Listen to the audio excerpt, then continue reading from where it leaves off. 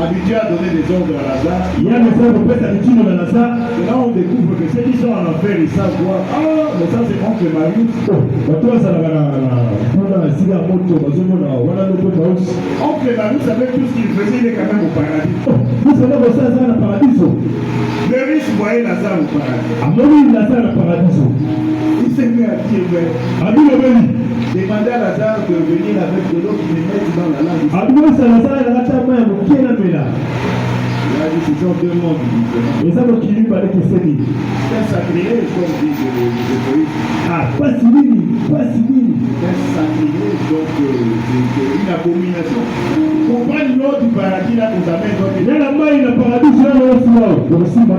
Il ne sait pas l'unité. Il dit non, demandez à Lazare d'aller évangéliser mes frères qui sont restés chez lui. Pour qu'ils viennent voir l'enfer comme moi.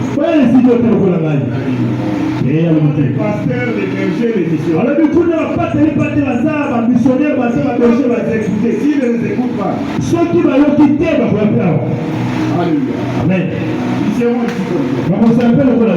Alléluia. Amen. Donc, ce riche-là, il était tout fier de ses avoirs. Comme il était riche, il se comportait mal. C'est récupérant en fait. Si ton Dieu, ce n'est pas Jésus, c'est ton argent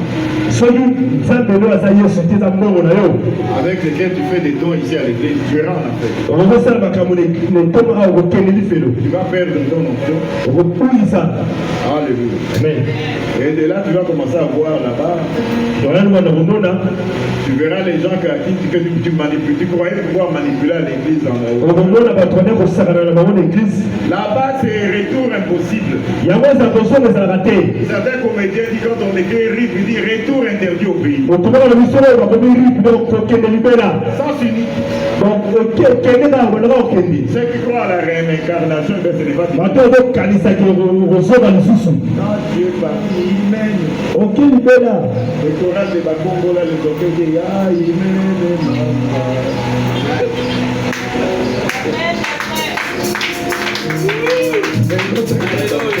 Retour interdit au pays. Il y a des évangélistes, c'est pas pour eux qu'il y a des bergers de missionnaires. Il faut les écouter, sinon tu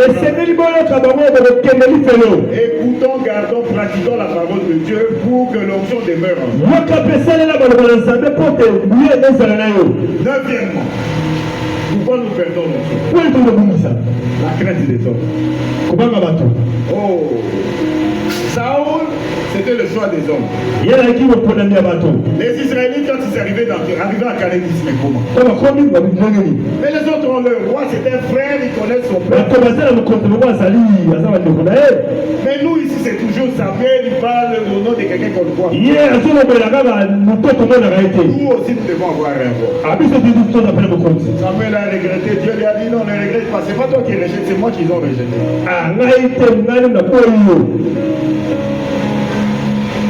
Samuel les a avertis. Le roi là, il va prendre vos filles, il va prendre vos garçons comme des esclaves, ils vont commencer à courir derrière ces chevaux.